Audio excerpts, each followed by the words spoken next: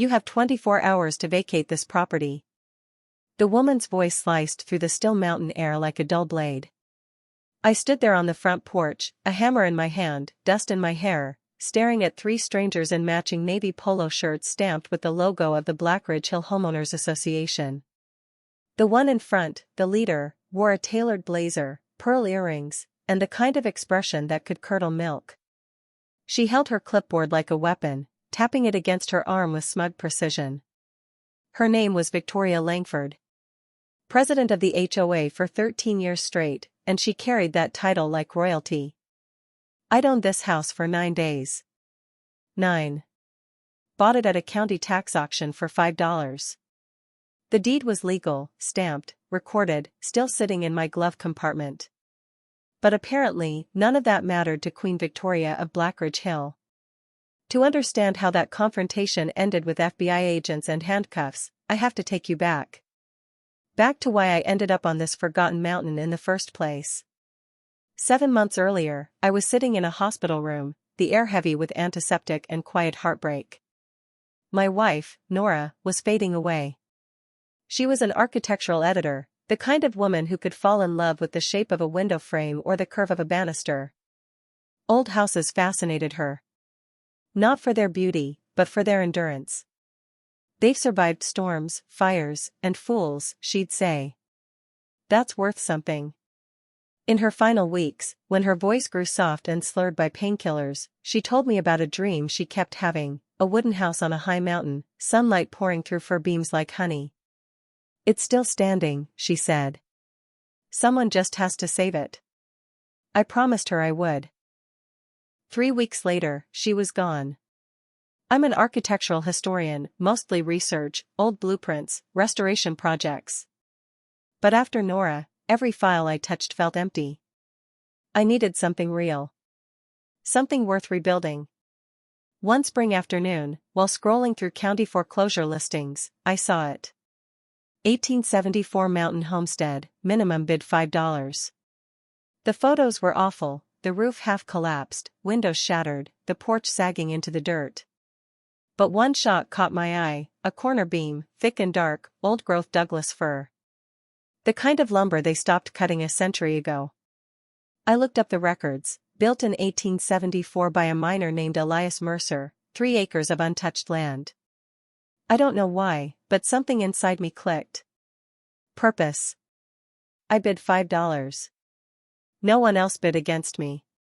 2 weeks later, I was driving up a forgotten logging road, deed in the glove box, GPS long gone, guided only by an old paper survey map. When I finally reached the clearing, the house looked like it was holding its breath, half tilted, covered in moss, but still standing. And for the first time in months, I felt something other than grief. I felt alive.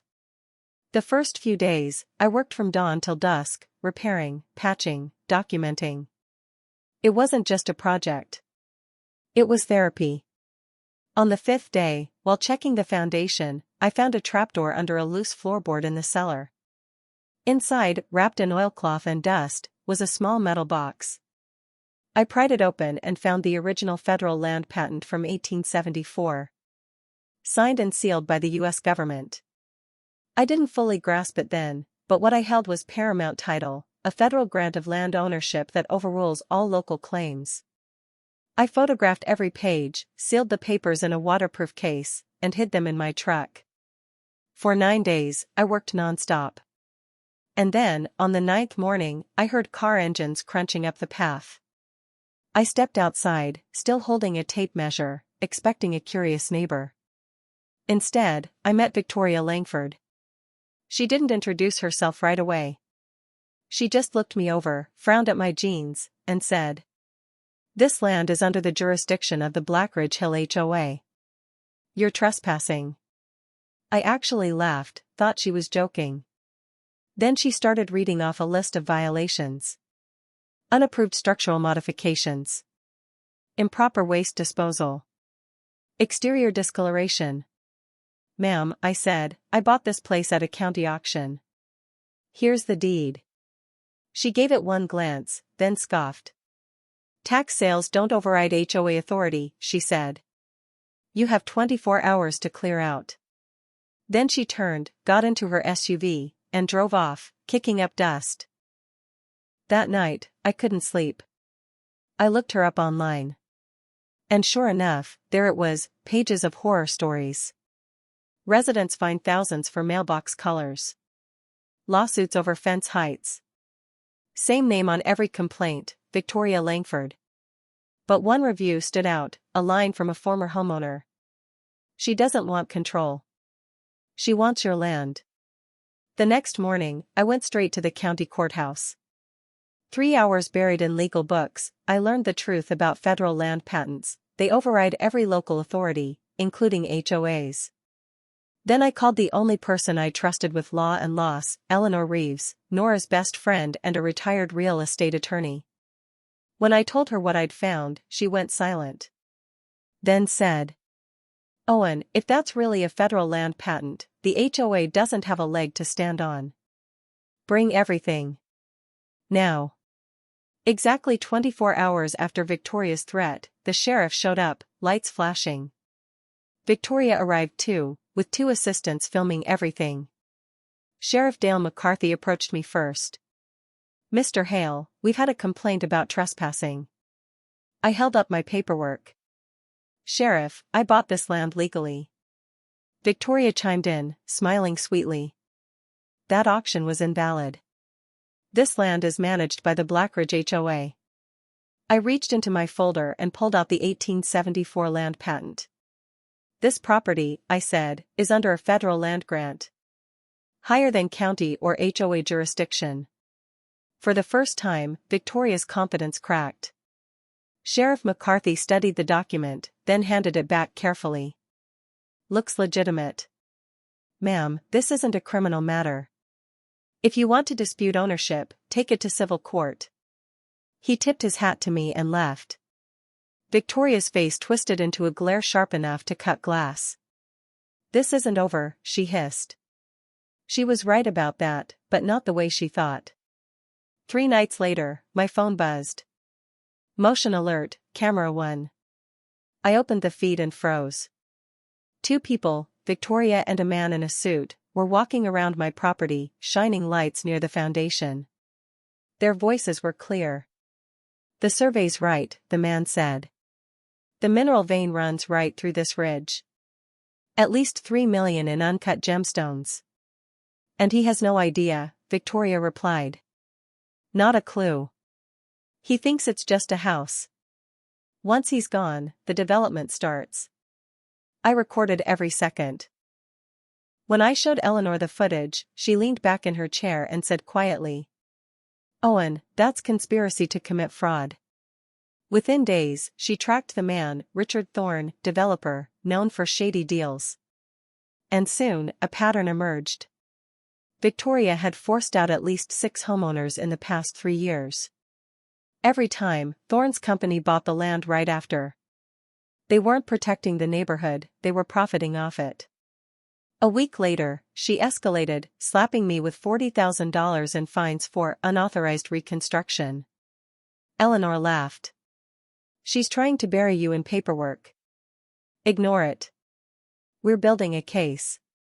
When her intimidation failed, Victoria went public, started a Facebook group calling me a reckless outsider destroying community heritage.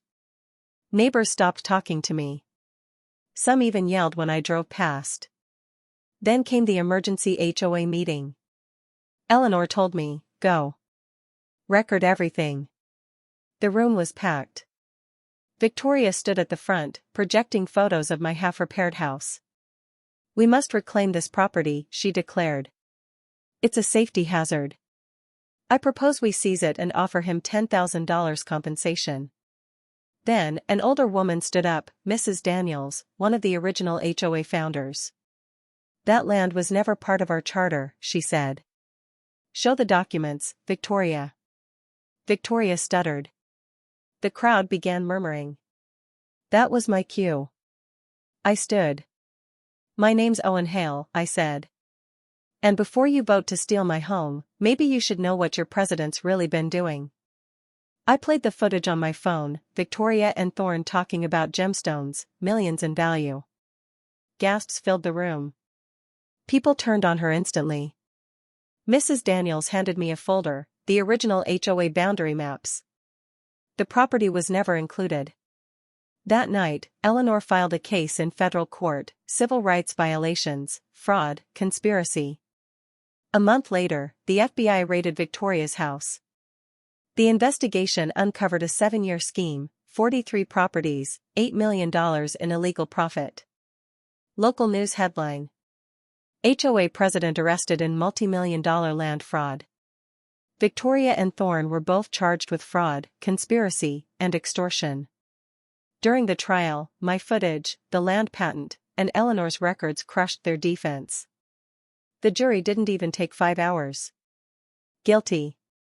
Victoria got 5 years in federal prison and was ordered to pay $2.5 million in restitution.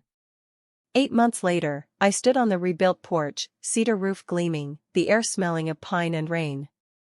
I'd added a brass plaque by the door.